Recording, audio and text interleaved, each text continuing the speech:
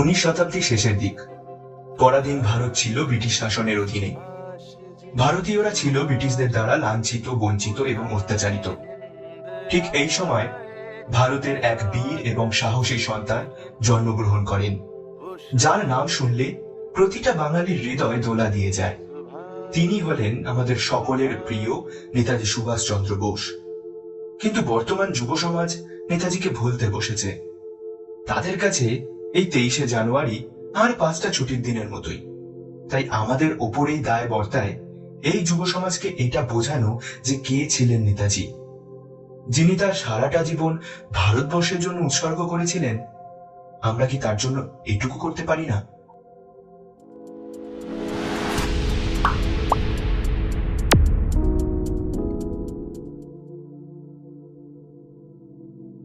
উনিশশো সালে ভারত স্বাধীন হওয়ার সময় ব্রিটিশ প্রধানমন্ত্রী ছিলেন অ্যাটলি। স্বাধীনতার পর প্রথমবার অ্যাটলি অক্টোবর 1956 সালে ভারতে আসেন। সেই সময়ের ভারতের কার্যকরী গভর্নর ছিলেন ফণীভূষণ চক্রবর্তী। ফণীভূষণ চক্রবর্তী অ্যাটলিকে প্রশ্ন করেন, আপনি যে সমস্ত কারণে ভারতকে স্বাধীন করেন তার মধ্যে মহাত্মা গান্ধীর যোগদান ঠিক কতটা? এই প্রশ্ন শুনে অ্যাটলি ফণীভূষণকে জবাব দেন, খুবই সামান্য। সত্য কথা বলতে অ্যাটলির এই উত্তর একদম সঠিক ছিল। অ্যাটলি এবং পুরো ব্রিটিশ সরকার ভারতবর্ষ স্বাধীন হওয়ার আগে এবং স্বাধীন হওয়ার পরে যেই মানুষটি তাদের কাছে সবচেয়ে বেশি ভয়ের কারণ ছিল, তিনি হলেন স্বয়ং নেতাজি সুভাষ চন্দ্র বসু। অ্যাটলি নিজে এই কথাটি স্বীকার করেছিলেন। নেতাজি সুভাষ চন্দ্র বসু 1897 সালের 23শে জানুয়ারি উড়িষ্যার কটক শহরে জন্মগ্রহণ করেন। নেতাজি সুভাষ চন্দ্র বসুর বাবার নাম জানকীনাথ বসু এবং মায়ের নাম প্রভাবতী দেবী। সুভাষ চন্দ্র বসু ও তার ভাই শরৎচন্দ্র খুবই ঘনিষ্ঠ ছিল। নেতাজি সুভাষ চন্দ্র বসুর স্ত্রীর নাম এমিলি। তাদের একটি কন্যা সন্তানও ছিল, নাম অনিতা বসু। 1945 খ্রিস্টাব্দের 18ই আগস্ট নেতাজি সুভাষচন্দ্র বসু একটি প্লেন দুর্ঘটনায় মারা যায়। যদিও নেতাজির মৃত্যু নিয়ে অনেক রহস্য আছে, ধীরে ধীরে আমরা সেই সমস্ত রহস্য উন্মোচিত করব। দ্বিতীয় বিশ্বযুদ্ধ চলাকালীন সময় হিটলারের মৃত্যুর পর জার্মানরা তাদের হার মেনে নেয় এবং আমেরিকার দ্বারা জাপানের হিরোশিমা নাগাসাকিতে পরমাণু বোমা ফেলার পর জাপানও নেতাজির আজাদ হিন্দ ফৌজের থেকে সব রকম সাহায্যের হাত সরিয়ে নেয়। এই মতো অবস্থায় নেতাজি ভীষণভাবে ভেঙে পড়ে। এই সময়টা সুভাষচন্দ্র বসুর জন্য খুবই কঠিন ছিল। তাছাড়া আজাদ হিন্দ বাহিনীর কাছে তখন ইংরেজদের বিরুদ্ধে যুদ্ধ করার মতো পর্যাপ্ত জনবল এবং যুদ্ধাস্ত্র ছিল না, যার জন্য সমস্ত পরিকল্পনা ভেস্তে যায়। কিন্তু তিনি দেশবাসীকে ইংরেজদের বিরুদ্ধে তাদের সংগ্রাম চালিয়ে যেতে বলেন। This is Subhash Chandra Bose speaking to Indians in East Asia.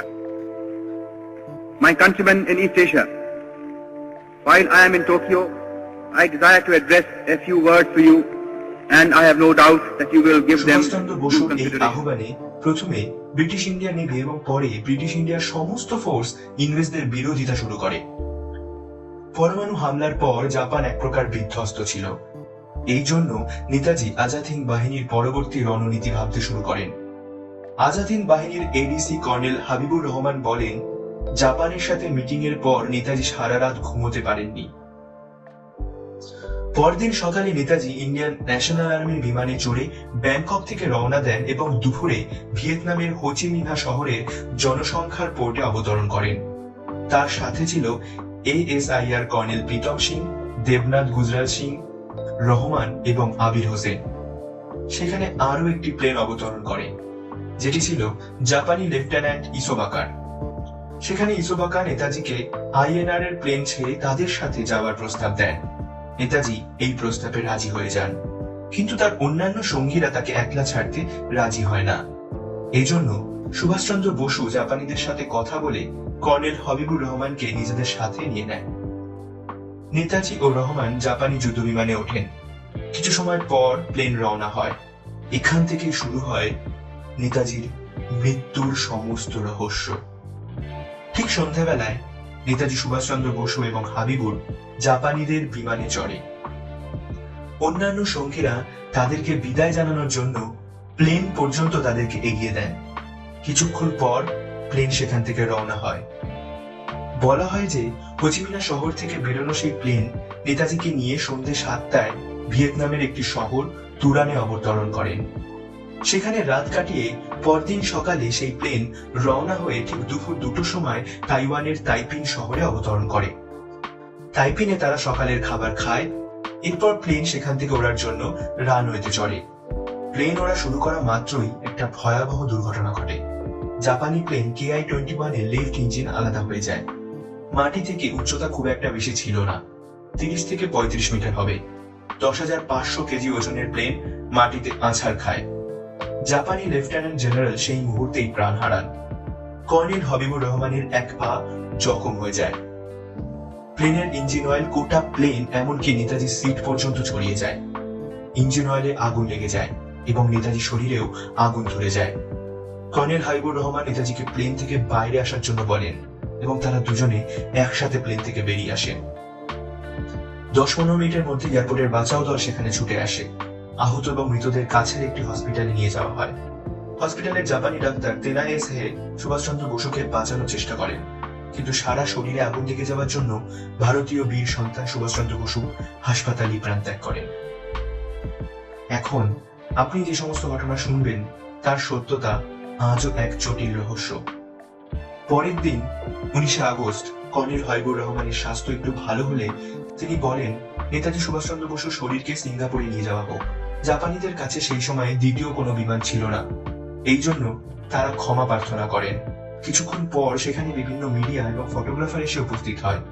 তারা নেতাজি সুভাষ চন্দ্র বসুর ছবি তোলার জন্য আগ্রহ প্রকাশ করেন, কিন্তু কর্নেল হাবিবুর রহমান পরিষ্কার তাদের ছবি তুলতে নিষেধ করে দেন। তিনি বলেন, পুড়ে যাওয়া দেহের ছবি তুলতে দেওয়া যাবে না, এই বিষয়টি সব দেহের গরিমার বিষয়। রাত্রিবেলায় দাহ সংস্কার করা হয়। কিন্তু এর পরেও যদি আপনাদের বলি সুভাষচন্দ্র বসু প্লেন দুর্ঘটনায় মারা যাননি। হ্যাঁ, সুভাষচন্দ্র বসুর মৃত্যুকে ঘিরে রয়েছে অনেক রহস্য, যা আমরা পরবর্তী অধ্যায়ে আলোচনা করব। পরবর্তী ভিডিও পেতে আপনারা চ্যানেলটিকে সাবস্ক্রাইব করে পাশে থাকা বেল আইকনটিকে প্রেস করে দেবেন। ভিডিওটিকে ভালো লাগলে লাইক শেয়ার করতে ভুলবেন না। ধন্যবাদ।